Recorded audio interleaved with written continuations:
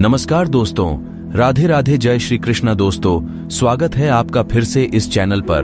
दोस्तों, सच्ची श्रद्धा से कमेंट में जय श्री राधे कृष्णा जरूर लिखें। दोस्तों, हमारे सनातन धर्म ग्रंथ में इस बात का साफ उल्लेख है कि बुरे कर्मों का फल हमेशा बुरा ही मिलता है, फिर चाहे वो इंसान हो या भगवान। और ये तो आप सब जानते ही हैं कि मर्यादा पुरुषोत्तम श्री राम ने अपनी पत्नी को एक धोबी की बातों में आकर अयोध्या छोड़कर जाने को कह दिया था। लेकिन क्या आपको पता है कि एक समय माता सीता ने बहुत बड़ा पाप किया था, जिसकी सजा के रूप में उन्हें गर्भवती हालत में अपने पति से दूर रहना पड़ा था। माता सीता ने कौन सा पाप किया था और कौन था वह धोबी जिसकी वजह से माता सीता को वन में भटकना पड़ा था? इससे जुड़ी कथा आपको आज हमारे इस वीडियो में जानने को मिलेगी। वीडियो काफी ज्यादा इंटरेस्टिंग होने वाली है, इसलिए अंत तक हमारे साथ जरूर बनी रहिएगा।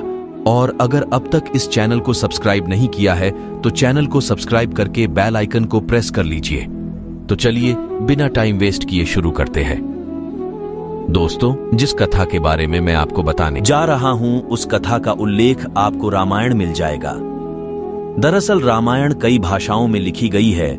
ऐसे में अलग अलग रामायण में कई प्रकार की दांत कथाएं मिलती हैं, और ऐसी ही एक दंत कथा माता सीता से जुड़ी हुई है, जिसके मुताबिक त्रेता युग में मिथिला नामक नगरी में जनक नाम के राजवंश का राज हुआ करता था।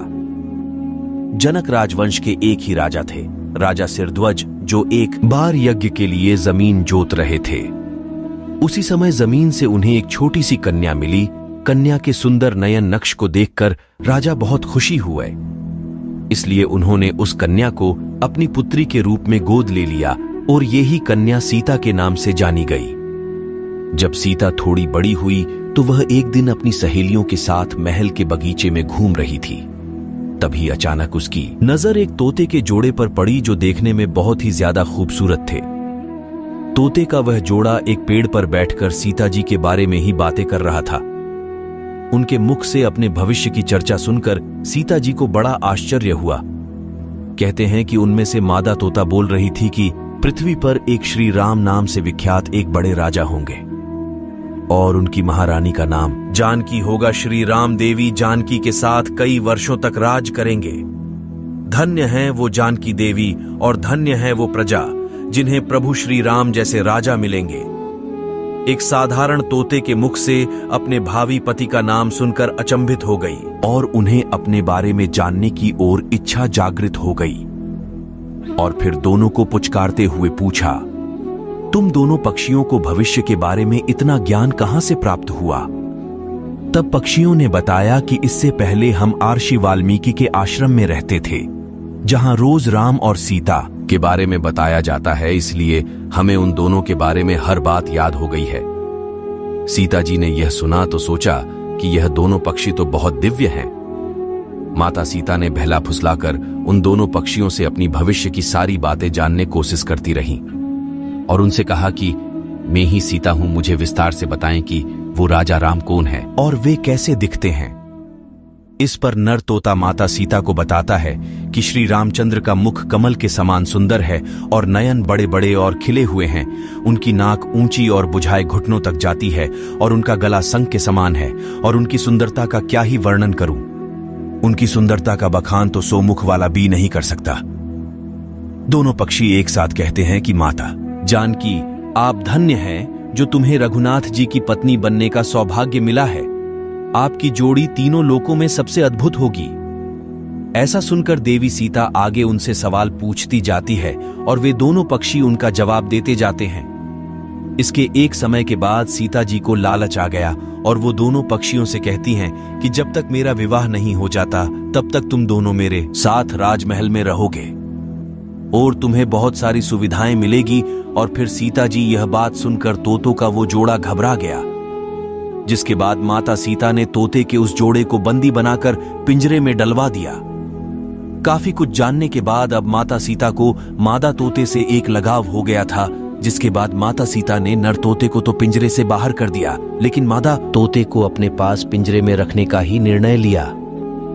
अब तोतों का जोड़ा एक दूसरे से अलग हो गया था, जिसके बाद मादा तोते ने माता सीता को बताया कि मैं गर्भवती हूं, मुझे छोड़ दीजिए। लेकिन आप सभी को यह सुनकर हैरानी होगी कि माता सीता ने उसे छोड़ने से इनकार कर दिया।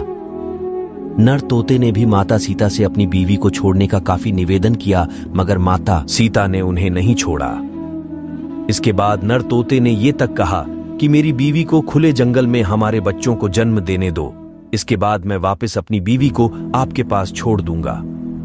मगर इस पर भी माता सीता नहीं मानी और तोते को वहां से अकेले ही जाने को कह दिया गया। 3-4 दिन गुजरने के बाद मादा तोते ने पिंजरे में पति वियोग के कारण दम तोड़ दिया। अब जब नर तोता अपनी पत्नी से मिलने महल पहुंचा तो उसने वहां देखा कि उसकी गर्भवती पत्नी प्राण त्याग चुकी है। जिसके बाद दुखी नर तोता सीता माता से कहता है, हे सीता, तुमने मेरी गर्भवती पत्नी को मुझसे दूर कर उसके प्राण हरे हैं। मैं तुम्हें भी ये श्राप देता हूं कि तुम भी अपनी गर्भावस्था में ही अपने पति से अलग हो जाओगी और तुम्हारे अलग होने का कारण मैं ही बनूंगा और मैं श्री राम की नगरी अयोध्या में इंसान रूप में जन्म लूंगा और मेरे ही कारण तुम्हें पति के वियोग का दुख उठाना पड़ेगा। कहा जाता है कि तोते की बात सुनकर माता सीता को बहुत दुख हुआ, लेकिन तब तक बहुत देर हो चुकी थी और माता सीता चाहकर भी कुछ नहीं कर सकती थी। कहा जाता है कि ये तोता वही धोबी था जिसने माता सीता के चरित्र पर सवाल उठाया था, जिसके बाद श्री राम ने देवी सीता को गर्भावस्था के समय त्याग दिया था। तब माता सीता भटकते हुए महर्षि वाल्मीकि के आश्रम में पहुंची और वहीं पर लवकुश को जन्म दिया। तो दोस्तों, आपको क्या लगता है कि किसके श्राप से माता सीता को भगवान श्री राम से दूर रहना पड़ा था? अपना जवाब कमेंट में जरूर बताएं। तो दोस्तों, इस वीडियो में फिलहाल इतना ही। उम्मीद है आपको आज की वीडियो पसंद आई होगी। अगर हाँ तो वीडियो को लाइक करें और इस तरह की और भी जानकारी के वीडियो देखने के लिए चैनल को सब्सक्राइब कर ले। धन्यवाद।